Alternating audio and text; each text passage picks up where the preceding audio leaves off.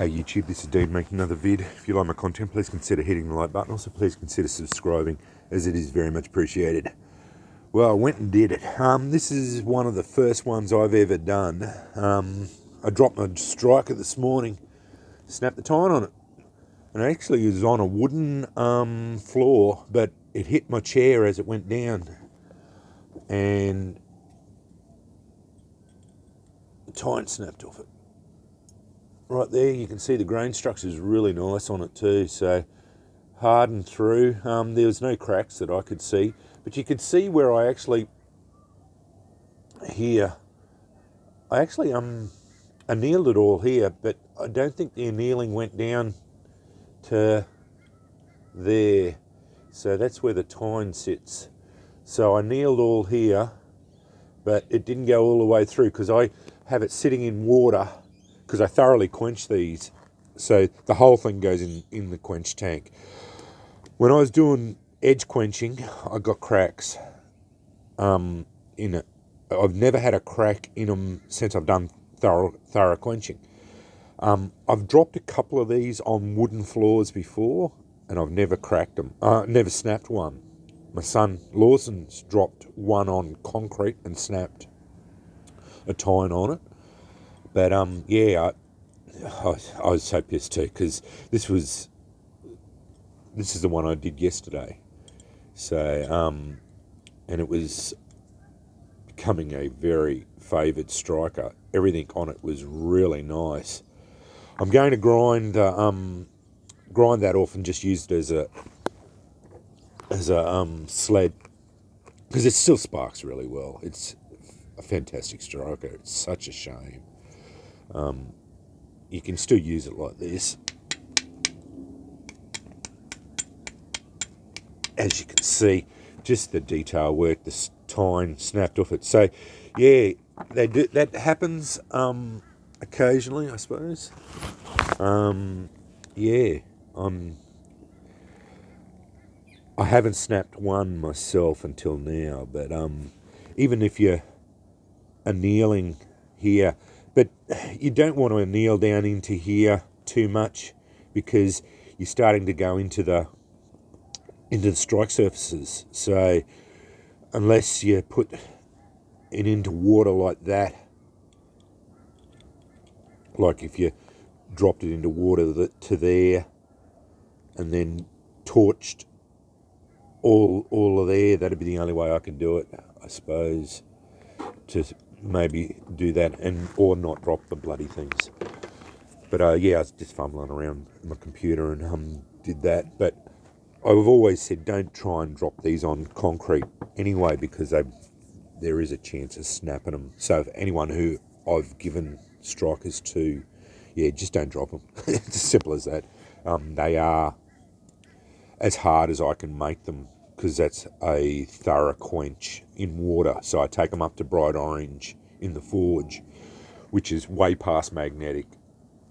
Because there's a magnet on the outside of the forge at Jack's Forge. He's got a magnet, and I always touch them on there. But they go to bright orange, and then I touch them on. Oh yeah, it's a bright orange, so it's got a full soak on it, a full heat soak on it. Yeah, I touch it on the magnet, and then I dip it in water. So and then it comes out cold. I touch it with my hands. So yeah, it gets a thorough quench on it. But yeah, I was bitterly disappointed in that when it snapped off because that was the Wiltshire file. Everything showed up. It was really nicely ground, sparked fantastically. The tine on it looked really nice. Everything about it was really nice. My O turned out really well. Everything was about it. But yeah, that happens occasionally, I suppose. But yeah, it's cold too. My fingers were not working, and I banged them all up with the grinder too. So I should start wearing gloves for that. But I'm getting used to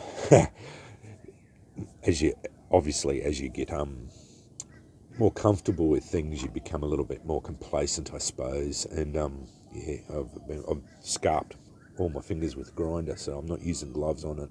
Should start using gloves even on the 72, because I always put gloves on when I swap over to the wire wheel, because it's not really user friendly because you're getting into the wire wheel just to clean them all up.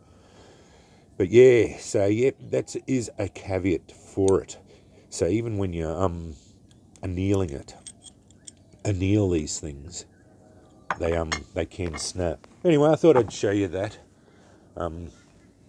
Obviously, you can hear my voice. I am disappointed in that, but yeah, I've certainly got other strikers there. That FDIC one is just as good. It's just slightly bigger, but yeah, this one was slightly smaller. It didn't just fit my hand so much better, and the curl was a little bit better. Anyway, but I will grind that. I'll hit it on the grinder this morning after it's a little bit later. It's only 7:30 or something. It's a bit early in the morning to be making a lot of noise with the grinder. I'll just probably round that off and just make that into a sled, and yeah, it'll still spark all right. But as soon as I snap tines on, I lose interest in them very quickly. They just remind me of projects that could have been a lot better than they are. So, because I snapped that other one and I've barely used it since because there was a little detail work that I snapped. But yeah, once they snap that, it's usually pretty much over for them, for me. But anyway, I've got one more large file that I've got, that oversized one that I can make for it, that's got the tine on it that I can hammer out. So next time I go over Jack's, I'll probably make that into it. Then I've only got rasps, which make okay strikers, but they're thinner and they're not as thick. I'm going for this thick strike face, which I like, apart from the oversized bit of them. Anyway, thanks for watching.